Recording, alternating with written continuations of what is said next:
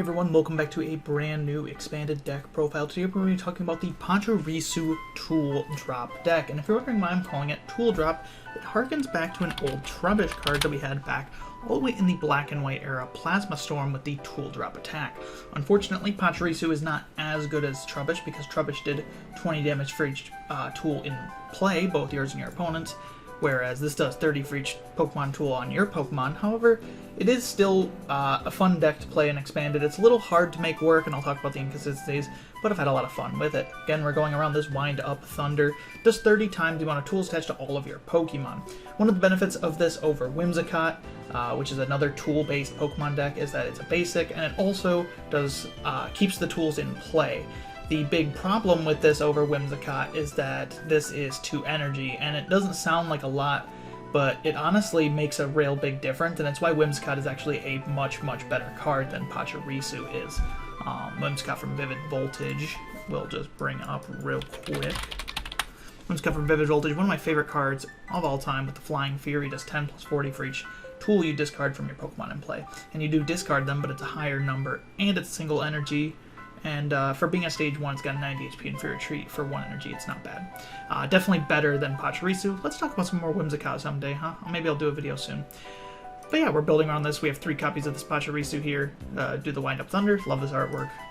1 copy of Mew from Faith Collide. This is just to copy the attack of Pachirisu, since you can use the attacks of your Pokemon in play. Hits a Psychic Weakness, also has Fear Retreat, which is very cool, and Encounter, search a deck for a Pokemon, reveals it and put it into your hand. Ironically, this Mew is actually just a better card than Pachirisu, but, you know, we have to make do with what we have. We have to still have Pachirisu, obviously, to use it, but Mew is generally a better attacker due to the fact that it has a second attack here, free retreat, you know, all that good stuff. Very wonderful artwork as well. We have another secondary attacker here with Marshadow-GX. This one's optional. I'd play Mew, but honestly, if you just want to run 2 Mews instead of Marshadow or a 4th Pachirisu, that's perfectly fine. We play it for the Shadow Hunt, where it can use the attacks of any basic Pokemon in your discard pile. So notice that Mew requires them being in play, whereas Marshadow requires them being discarded. So do be careful when you're playing this. You can't use the other attacks, so we're just here to use the Wind Up Thunder. Play 4 copies of Jirachi here. This is to try to get our consistency going. You could also play the Mew from Celebrations. Jirachi is here for the Stellar Wish. If this Pokemon's your active, you may look at the top 5 cards of your deck, reveal a trainer card you find there, and put it into your hand. Then shuffle the other card back into your deck, and then Jirachi goes to sleep. So, it goes to sleep, but that's not a big deal. We'll talk about that later. Beautiful artwork on this card, by the way. I absolutely love this, what you call it, pre-release promo.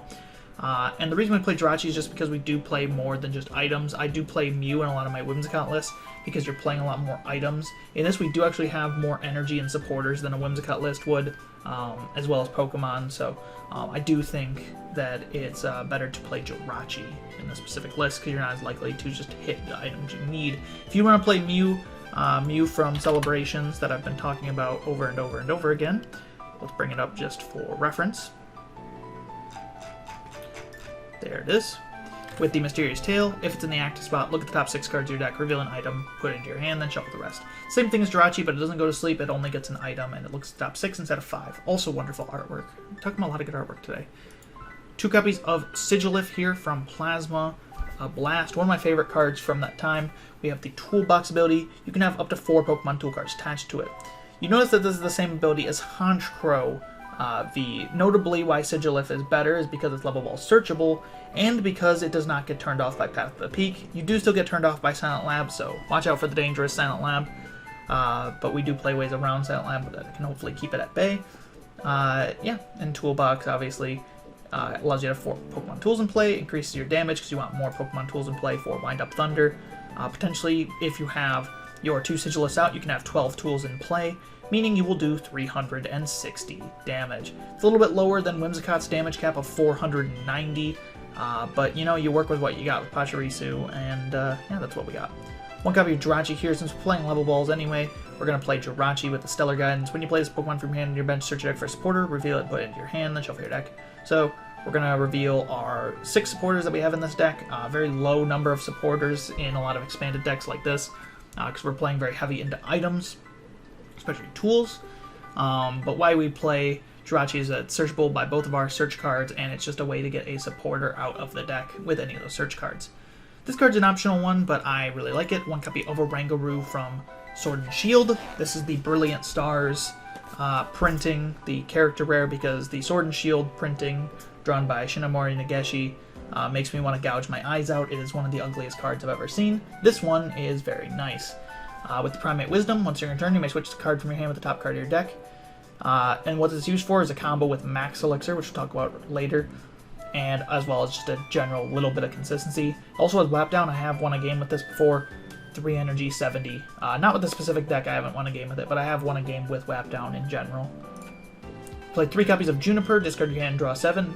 Since we're going to be attaching our tools all in play anyway, there's not going to be many scenarios where we're not able to just put everything from our hand onto our Pokemon, then dump our hand. The biggest worry about Juniper is our recovery cards like Rescue Carrier, Eco Arm, Super Rod, and the like that we can sometimes lose. 1 copy of N. Each player shuffles a hand into their deck and then draws a card for each of their prizes. So this means that if we don't want a Juniper, we can N, so we get a new hand. We're also disrupting the opponent if they're ahead. A lot of times this deck is not going to take an immediate first prize due to that 2 energy cost.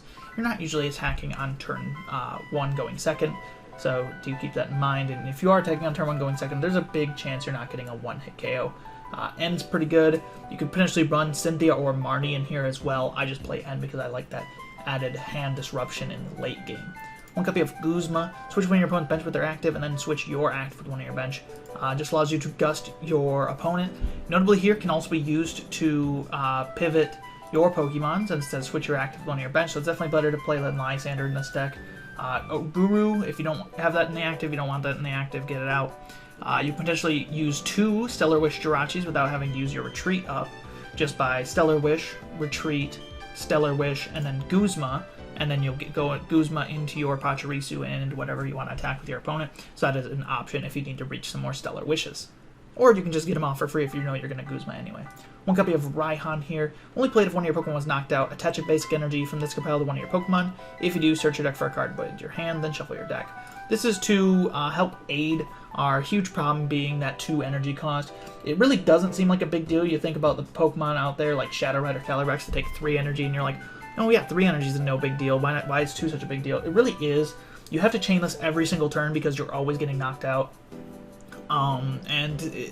2 energy on a 70 HP Pokemon that's a lot of times not even getting a one-hit KO is pretty rough. That's why this deck is a lot worse than Whimsicott. Whimsicott's almost always going to be hitting for a one-hit KO or hitting for 170 by discarding its U-turn boards and then taking the KO next.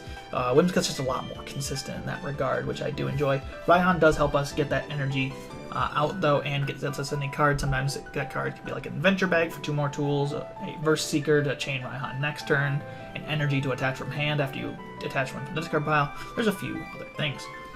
4 copies of Level Ball. Search your deck for Pokemon 90 HP or less.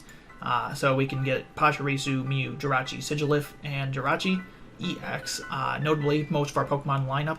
And we play 2 copies of Quick Ball. This gets the rest of our lineup. We don't want to play too many, though, because you have to discard a card from your hand, search your deck for a basic.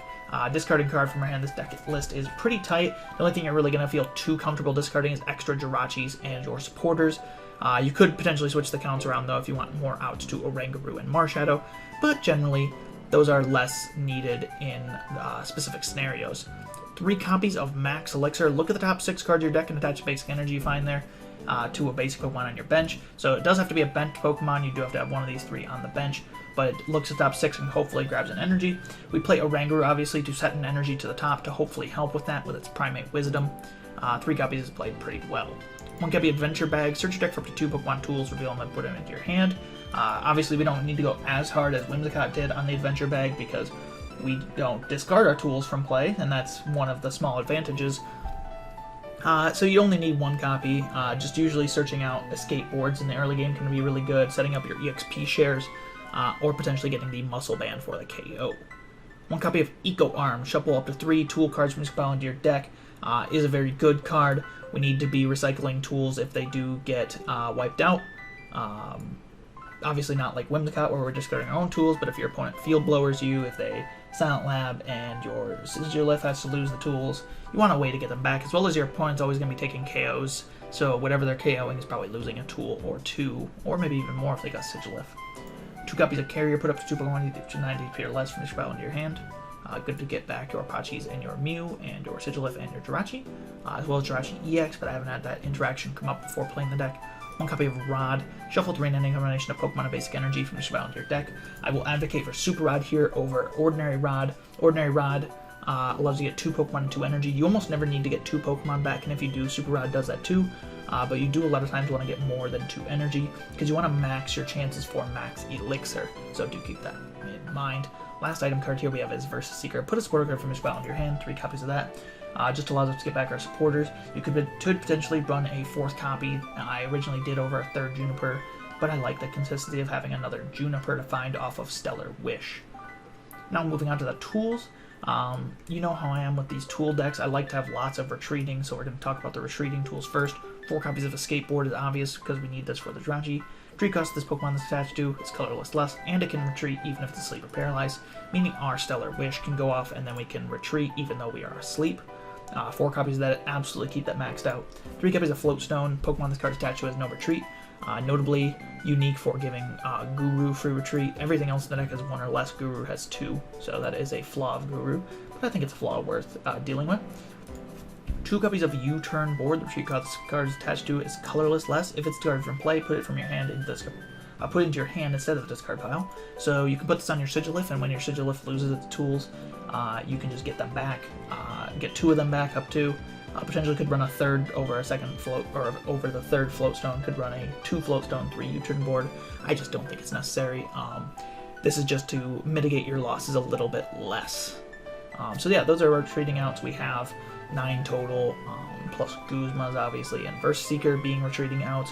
So yeah, there's a lot of ways to move in this deck. You're not going to be trapped too often, though I do always think in these tool-heavy decks, it's really good to play lots of tools that allow you to retreat.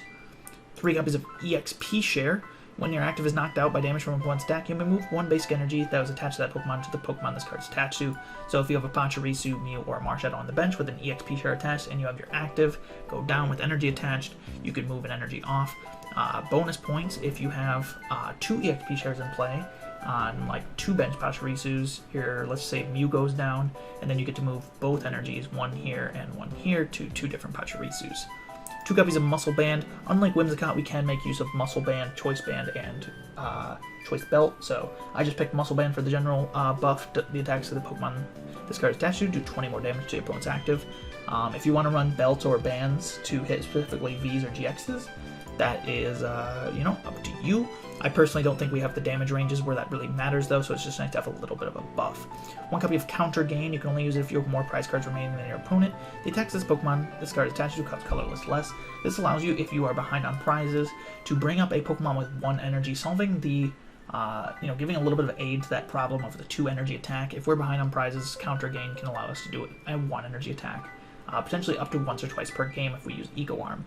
1 copy of Life Dew. Pokemon this card's attached to is knocked out, your opponent takes 1 for your prize. I do think this is the A-spec of choice in this deck because you do usually go behind a few prizes. Life Dew can allow you to extend your game time, and you can even reuse it with Eco Arm.